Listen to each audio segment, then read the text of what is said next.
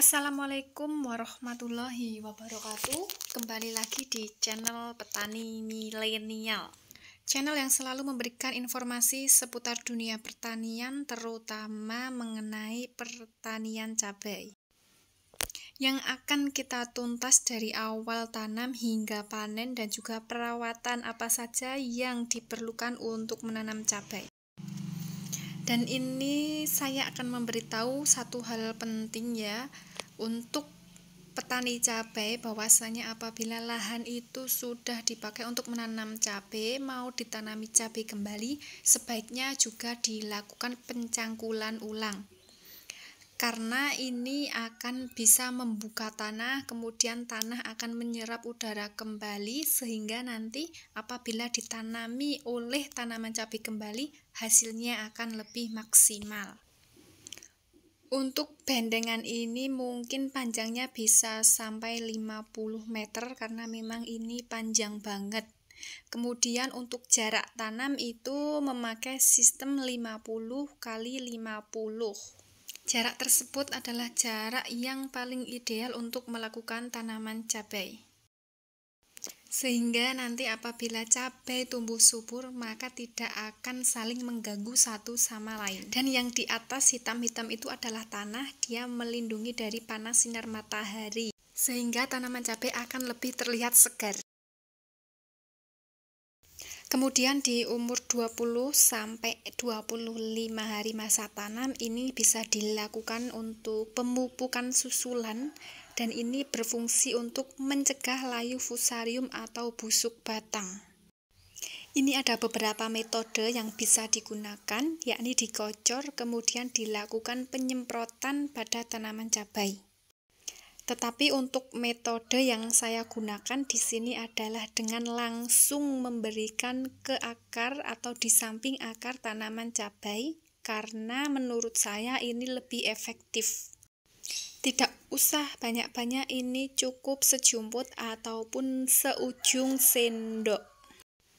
Bisa juga menggunakan sendok jeli seperti ini, jadi dia sudah satu ukuran atau satu takaran, bisa satu sendok jeli.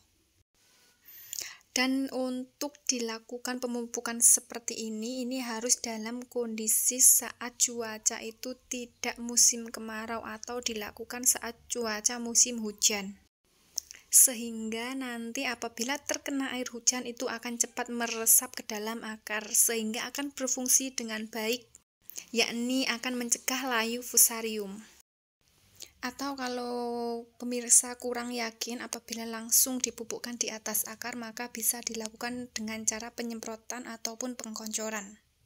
Nanti hasilnya akan sama, yakni sangat bermanfaat untuk tanaman cabai, mencegah layu fusarium ataupun busuk batang dini. Dan ketika tanaman cabai sudah mulai besar, ini jangan lupa untuk dilakukan penyiangan ataupun penalian pada tanaman cabai supaya apabila terkena angin dia tidak akan roboh. Bisa dilihat untuk pertumbuhannya pun sejajar ataupun sama rata, dan mungkin memang ada beberapa yang terlihat kurus dan juga mungkin batangnya masih kecil. Tetapi alhamdulillah untuk di sini bisa tumbuh dengan rata, walaupun ada 1-2 yang terkena virus kuning tapi tidak banyak. Untuk pemasangan tajar bisa dilakukan ketika tanam cabai sudah mulai umur 15 hari ke atas.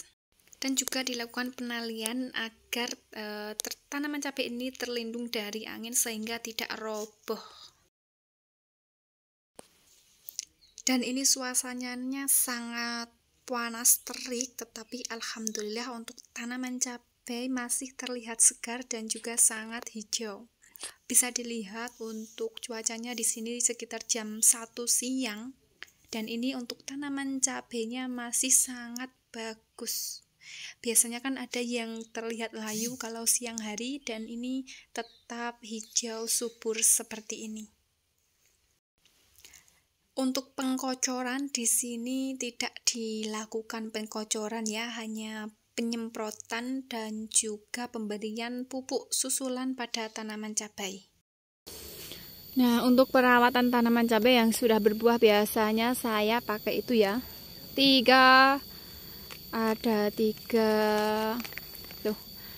pestisida, 3 obat-obatan yang saya pakai ketika sudah mulai berbuah, penyemprotan ketika sudah mulai berbuah. Ada yang tanya ini dikocor atau tidak? Ini tidak dikocor, cuman disemprot aja. Dari awal tidak pernah dikocor ya, ini hanya kita lakukan penyemprotan saja pada tanaman cabai. Untuk fungsi dari obat-obatan yang saya gunakan pada tanaman cabai adalah sebagai berikut. Gandasel B merupakan pestisida yang digunakan pada tanaman cabai supaya dia merangsang tumbuhnya bunga dan juga memperbanyak buah. Kemudian kalsium ini adalah yang sangat penting untuk tanaman cabai karena dia bisa menutrisi tanaman cabai sampai ke akar. Satu lagi di sini ada sticky, yakni perekat supaya pestisida dan juga obat-obatannya bisa merekat dengan maksimal pada tanaman cabai. Untuk yang resotin tadi adalah perlindungan terhadap spektrum atau jamur, kemudian mengendalikan penyakit pada tanaman cabai yang disebabkan oleh jamur. Nah, ini dari sticky bentuknya kayak gini, bisa ini perekat ya, ada berbagai macam perekat dan saya menggunakan yang merek sticky ini biasanya. Ketika tanaman sudah berbuah seperti ini, jangan lupa untuk membuang daun yang sudah tua.